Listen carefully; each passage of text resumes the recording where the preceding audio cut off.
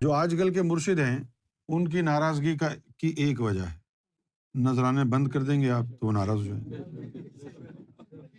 نہیں، جب آپ نے پیسے بند کر دیے اور جب آپ نے پیسے لا کے دیے تو خود بخود راضی ہو جائیں گے۔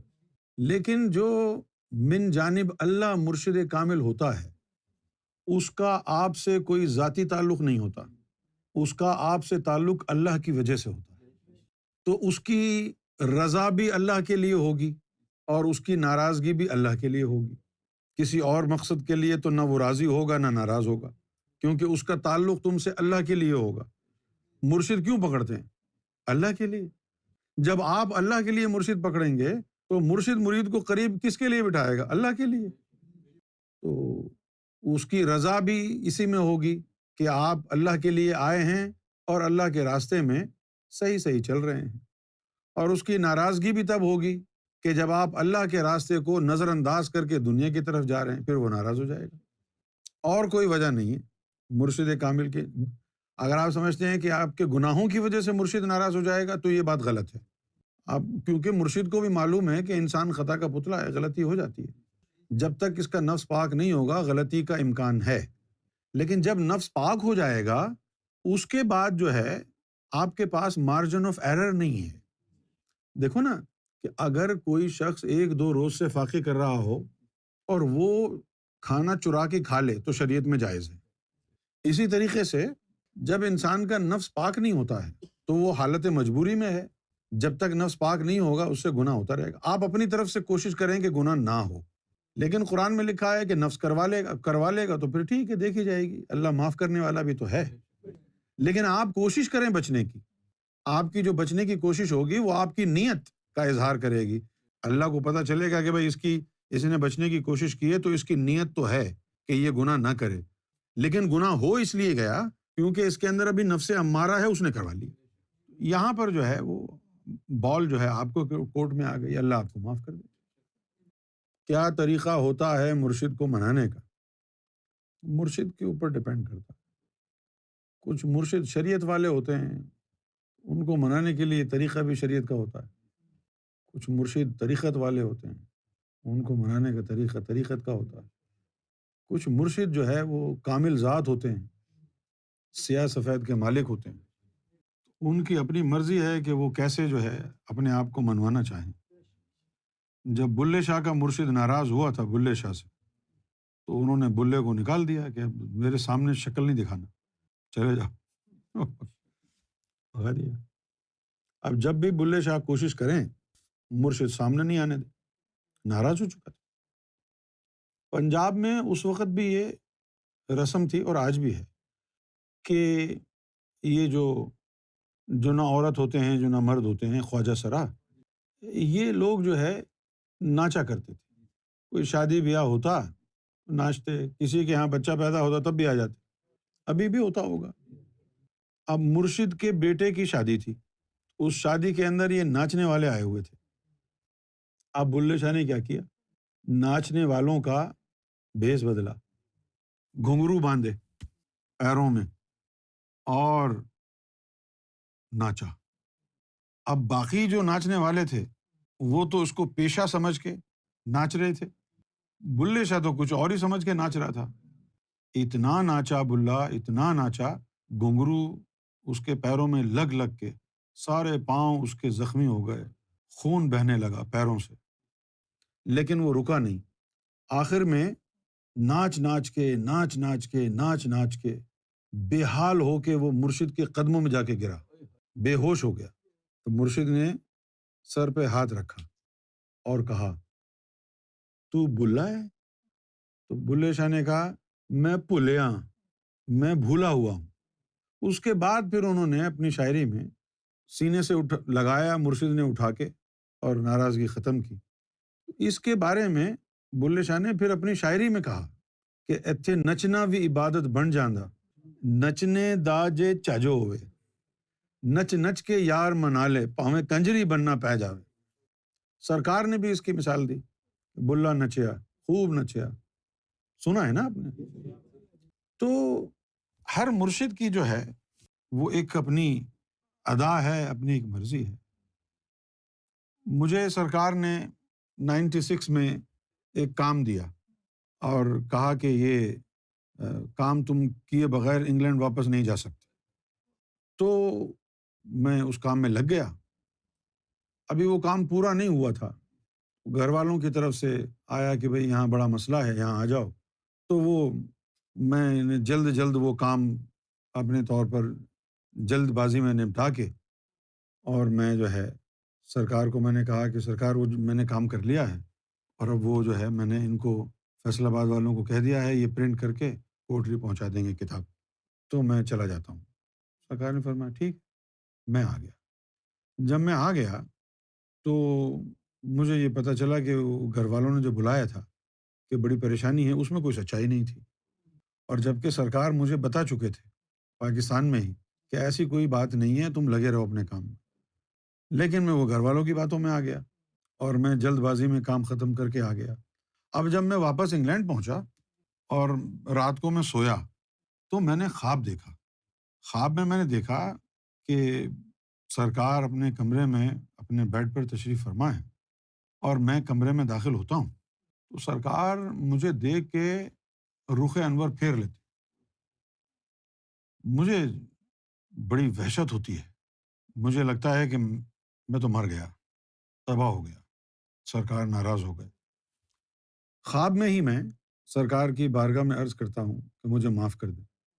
میں آگے بڑھتا ہوں کہ سرکار کی قدم بوسی کروں، تو خواب میں نے دیکھا کہ جب میں نے سرکار کی قدم بوسی کرنا چاہی تو سرکار نے اپنے پیر مبارک اوپر اٹھا لی، پہلے چہرہ انور پھیر لیا، پھر قدم بوسی بھی نہیں ہو سکی، سرکار نے پاؤں ہٹا لی، اور یہ خواب دیکھ کے میں اٹھ گیا۔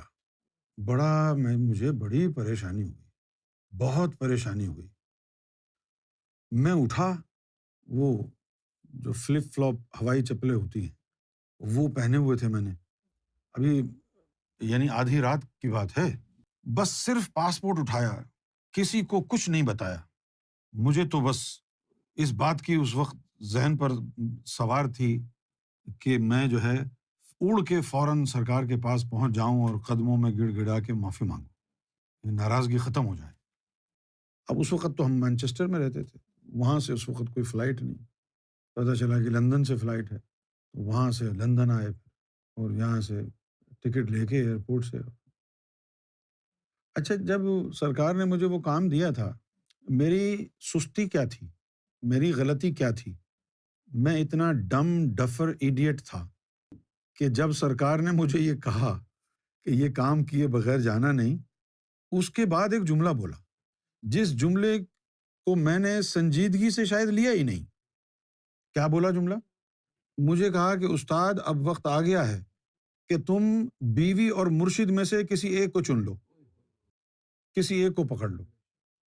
تو میں نے سن لیا، اور پھر جب گھر والوں نے مجھے بلایا تو اس وقت میرے ذہن سے نکل گیا یہ جملہ کہ دراصل یہ تو امتحان ہے میرا، یہ ایک کفر ہو گیا۔ لہٰذا پھر جب سرکار کے پاس پہنچا تو سرکار کی کرم نوازی ہے کہ اس وقت سرکار اکیلے بیٹھے تھے، تو میں روتا روتا سرکار کے قدموں میں گیا، اور میں نے بڑی گڑ گڑاتے ہوئے سرکار کی بارگاہ میں التجا کی کہ سرکار میرا آپ کے علاوہ تو کوئی ہے نہیں، مجھ سے بہت بھیانک جرم ہو گیا، میں ناراض کر بیٹھا آپ کو، مجھے معلوم بھی نہیں میں کیسے مناؤں آپ، لیکن میرا جینا مرنا آپ کے قدموں میں ہے، کوئی نہیں ہے میرا آپ کے علاوہ، میں کسی کا وفادار نہیں ہوں، صرف آپ کا ہوں۔ سرکار کی قدموں میں سر رکھا اور میں نے ایک جملہ کہا۔ سرکار بلے شاہ کا مرشد نے بھی جب انہوں نے قدم میں سر رکھا تو انہوں نے معاف کر دیا، آپ بھی مجھے معاف کر دیں۔ سرکار نے کچھ کہا نہیں، میں نے سر قدموں میں رکھا تو سرکار نے قدم بوسی کرنے دی، اور میں رو رہا تھا، زار و قطار رو رہا تھا، تو پھر سرکار نے مجھے رونے دیا اور نہ ہی اپنے قدمین شریفین سے مجھے ہٹایا، یعنی میرے ناپاک آنسو گرتے رہے، اور سرکار کا جو یعنی سرکار کے جو پائے مبارک ہیں وہ گیلے ہو گئے، لیکن سرکار نے مجھے روکا نہیں۔ کچھ دیر اسی طرح گزر گئی، پھر سرکار نے فرمایا کہ چلو اب عورتوں کی طرح رونا بند کرو، اور پھر مجھے کہا کہ 1-2 گھنٹے بعد آنا تو پھر کچھ بتاؤں گا میں، اب یہ لکھنا ہے۔ تو ناراضگی جو ہے مرشد کی، وہ بلا وجہ نہیں ہوتی ہے۔ اللہ بھی اور مرشد بھی دونوں امتحان لیتے ہیں، امتحان میں مدد بھی کرتے ہیں، بچاتے بھی ہیں۔ اس وقت پھر انسان اگر مرشد کے الفاظ پر توجہ نہ دے، سنجیدہ نہ لے، تو مارا جاتا ہے، جیسے میرے ساتھ ہوا کہ مجھے سرکار نے پہلے ہی کہہ دیا تھا کہ اب وقت آ گیا ہے کہ تم بیوی اور مرشد میں سے کسی ایک کو چن لو۔ یہ تھا خاص لمحہ، یہاں پر مجھے غور کرنا تھا، کیونکہ ایک میان میں دو تلواریں نہیں رہ سکتی۔ مرشد جو ہوتا ہے وہ مرشد نہیں ہوتا ہے، پورا سسٹم ہے۔ اس میں علی بھی شامل ہو جاتا ہے، پنجتن بھی اس میں شامل ہو جاتے ہیں، رسول بھی شامل ہو جاتا ہے، اللہ بھی شامل ہو جاتا ہے، سب جو ہے نا ایک پارٹی بنا لیتے ہیں۔ مرشد ناراض، سب ناراض۔ اگر مرشد ناراض، سب چھٹی، پی ڈی ایم بن جاتا ہے۔ پوری جماعت بن جاتی، کہاں جا کے سر پھوڑے آدمی ہیں؟ یہ روحانیت جو ہے یہ چھوٹے دلوں والوں کا کام نہیں ہے، یہ بڑے ہمت والوں کا کام ہے، ایسے لوگوں کا کام ہے جن کے نزدیک نہ کوئی شر ہو نہ کوئی خیر ہو، جن کے نزدیک نہ کوئی کام چھوٹا ہو نہ کوئی بڑا ہو، جن کے نزدیک کوئی نقصان فائدہ کوئی معنی نہ رکھتا ہو، وہ مرشد کے غلامی کی بات کرے، جس کی نظر میں صرف ایک چیز کی اہمیت ہو، مرشد۔ نہ زندگی کی اہمیت ہو، نہ پیسے کی، نہ دنیا کی، نہ رشتوں کی، کسی چیز کی اہمیت نہ ہو، صرف مرشد ہی مرشد ہو، وہ کامیاب ہو جاتا ہے۔ اور اللہ کا بھی یہی قانون ہے، وَاذْكُرِ اسْمَ رَبِّكَ وَتَبَتَّلْ إِلَيْهِ تَبْتِيلًا، رب کے اسم کے اندر غرق ہو جاؤ، سارے رشتے ناطے توڑ کے صرف اسی کے ہو جاؤ، اللہ بھی یہی چاہتا۔ اچھا، آدمی لگا رہتا ہے، اللہ اللہ میں لگا رہتا ہے، مرشد کے پاس بھی آتا جاتا رہتا ہے، چھوٹے چھوٹے امتحان ہوتے رہتے ہیں، لیکن جب وہ درجہ کمال پر پہنچنے والا ہوتا ہے، اپنی منزل پر پہنچنے والا ہوتا ہے، تو پھر جو ہے اس کی زندگی بدلتی ہے۔ دیکھو، بزرگان دین نے بھی کہا کہ سر دتیاں جے یار ملے تے سر دیون کی کس ہے، یار ملے لجپال ملے تد یاری لاون چس ہے۔ تو جب درجہ کمال پر انسان پہنچتا ہے، منزل پر پہنچتا ہے، اب یہ بات بڑی دردناک ہے، یہ ایک مسئلہ ہے جس مسئلے کو لوگ سمجھتے نہیں۔ جب درجہ کمال پر انسان پہنچنے والا ہوتا ہے تو پھر اس کا جو ہے امتحان ہوتا ہے۔ کیا امتحان ہوتا؟ مانے یا نہ مانے آپ، اس کو باقاعدہ اپنا سر کاٹ کے مرشد کو دینا پڑتا ہے آخر میں، اور اس وقت اس کی موت واقع ہو جاتی ہے۔ اچھا، یہ سب کے ساتھ نہیں ہوتا ہے، میں درجہ کمال کی بات کر رہا ہوں۔ آپ درجہ کمال سمجھتے ہیں نا، آخر، ٹاپو ٹاپ، یہ ذاکر قلبی، ذاکر سلطانی ولیوں کے ساتھ ایسا نہیں ہوتا ہے، یہ اس سے آگے کی بات ہے۔ اب ایسا نہ سمجھیں کہ بھئی شکیل کہے جی میرا بھی سر کٹنے والا ہے، پھر جے ڈی کہے جی میرے تو بیوی بچے بھی لندن آ گئے ہیں، اب سر کاٹ رہے ہو۔ تو پھر جو ہے اس کو جو ہے نا سر کٹتا ہے، اور سر کٹنے کے بعد اس کی موت واقع ہو جاتی ہے۔ پھر مرشد جو ہے اس کو نور سے دوبارہ زندہ کرتا ہے۔ اس کا حدیث میں ذکر آیا کہ بندہ اضافی عبادت کے ذریعے میرا قرب حاصل کر لیتا ہے۔ جب کوئی میرا قرب حاصل کر لیتا ہے تو اس کو مجھ سے اور مجھے اس سے محبت ہو جاتی ہے۔ جب کسی کو مجھ سے اور اس کو مجھ سے ہو جائے، مجھے اس سے ہو جائے، تو میں جو ہے پھر اس کو قتل کر دیتا ہوں۔ جب میں اس کو قتل کر دیتا ہوں تو پھر اس کی خون بہا مجھ پر لازم ہو جاتی ہے۔ پھر اس کی خون بہا جو ہے دیت، وہ یہ ہے کہ میں پھر اسی کا ہو جاتا ہوں۔ جب میں اس کا ہو جاتا ہوں تو میں اس کے ہاتھ بن جاتا ہوں جس سے وہ پکڑتا ہے، میں اس کے پاؤں بن جاتا ہوں جس سے وہ چلتا ہے، میں اس کی زبان بن جاتا ہوں جس سے وہ بولتا ہے۔ یہ حدیث شریف میں ہے۔ یہ معاملہ اس وقت ہوتا ہے جب اس کو سر اس کا کاٹا جاتا ہے۔ جب اس کا سر کٹ جاتا ہے تو مرشد جو ہے وہ سر کٹتا ہے تو پھر کیا ہوتا ہے، وہ حوصلے سے سننا۔ پھر اس کا دنیا کے تمام رشتوں سے ناتا رشتہ ٹوٹ جاتا ہے۔ نہ وہ اب کسی کا شوہر ہے، نہ وہ اب کسی کا باپ ہے، باوجود اس کے کہ وہ شوہر کی ذمہ داری نبھائے تو نبھائے، مرضی ہے اس کی، اللہ کی طرف سے نہیں ہے۔ اللہ کی طرف سے یہ ہے تیری مرضی ہے، ابھی بھی شوہر کی ذمہ داری نبھائے تیری مرضی، نہ نبھائے تیری مرضی، بات ختم ہے ہماری طرف سے۔ ہماری نظر میں نہ تو کسی کی بیوی ہے، نہ تو کسی کا شوہر ہے، ہماری نظر میں نہ تو کسی کا باپ ہے، نہ تو کسی کا بیٹا ہے، ہماری نظر میں تو ہمارا ہے، ہم تیرے ہیں۔ اب جب یہ سر قلم ہو گیا، اب وہ رشتے ناطے ختم، اب وہ جب رشتے ناطے ختم ہو گئے، اب نہ بیوی کے لیے وہ پیار رہا، اب وہ شکایت کرے کہ یار یہ پتہ نہیں کسی اور کے چکر میں تو نہیں ہیں؟ نہ اولاد کے لیے وہ چیز رہی، نہ کسی رشتہ دار کے لیے وہ چیز رہی۔ اب وہ لوگوں کو کیسے سمجھائے کہ میں وہ نہیں ہوں؟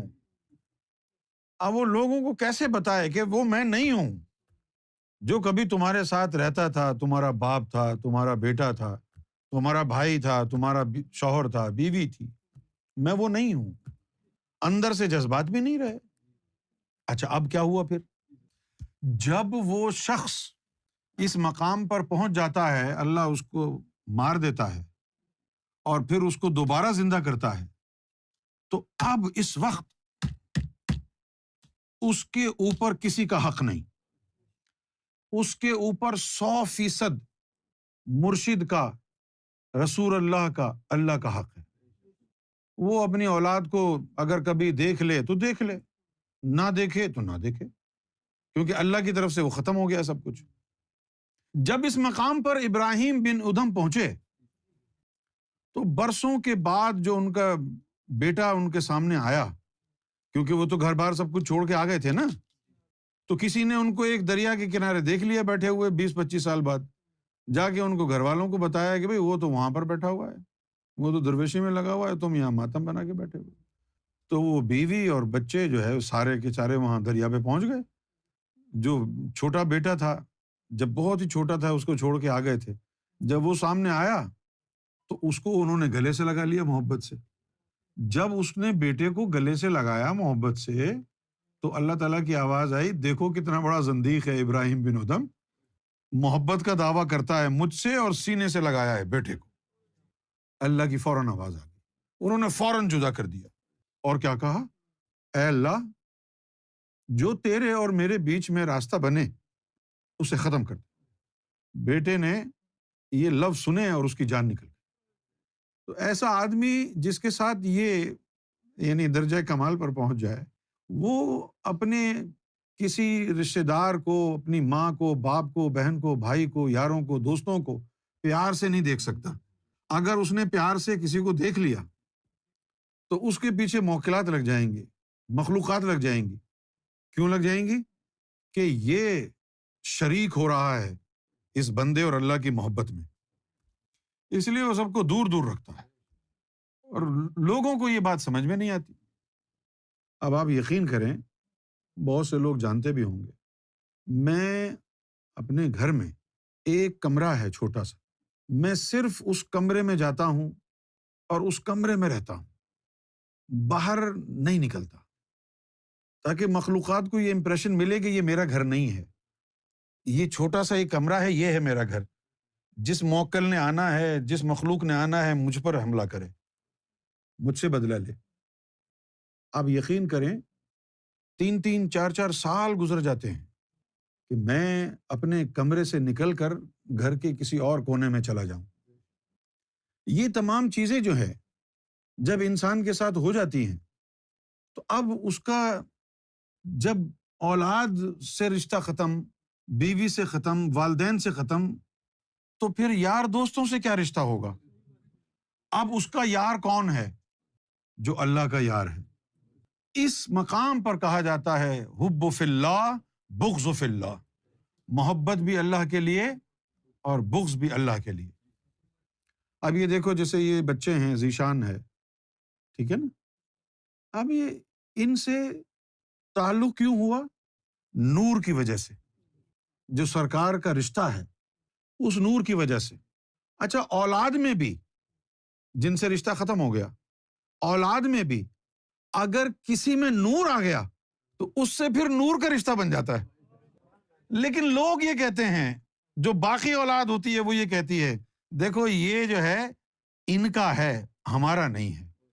وہ نہیں یار، تیرا بھی نہیں ہے، اس کا بھی نہیں ہے، لیکن اس نے نور کا رشتہ بنا لیا نا، اس نے کوئی نیا رشتہ جوڑا ہے، اس لیے اس سے رشتہ داری ہو گئی ہے، یہ نور کا رشتہ بن گیا ہے نا۔ جو نور کا رشتہ بنتا جائے گا وہ اللہ کے رشتہ داروں میں آتا جائے گا۔ ایک حدیث شریف میں آیا ہے کہ جتنے بھی مومن ہیں یہ سارے ہیں عیال اللہ، یہ اللہ کا گھرانہ ہے۔ اسی لیے جب تمہارے اندر بھی نور آ جائے گا، اب ہم کو نہیں پتا نا کہ تم کدھر سے آیا، تمہارا زبان کیا ہے، لیکن جب تمہارے اندر نور آ گیا تم اللہ کے خاندان میں داخل ہو گئے نا۔ جب تمہارے اندر نور آ گیا تو ادھر والا نور تم کو کھینچے گا اور تم سے ایسا تعلق مضبوط بنائے گا جو بیوی بچوں سے بھی نہیں ہے، کیونکہ وہ خونی تعلق تھا، وہ قولی تعلق تھا، اور یہ نور کا تعلق ہوگا۔ تو انسان جو ہے جب اللہ کا ہو جاتا ہے، اللہ کا اس طرح ہوتا ہے کہ اب اللہ اس کو اپنے لیے زندہ کرتا ہے۔ وہ کہتا ہے کہ میں نے اب تجھے اپنے لیے زندہ کیا ہے، اب تیری زندگی ختم ہے، تو مر گیا ہے، بتا دے سب کو کہ تو ان کے لیے مر گیا ہے، اور واقعی مر گیا ہے وہ۔ اس کے بعد اگر وہ رب کے راستے میں، رب کے مشن کے علاوہ کسی اور کو توجہ دے، کسی اور کے اوپر وقت گزارے، تو پھر اللہ تعالیٰ کی پکڑ میں آ جائے۔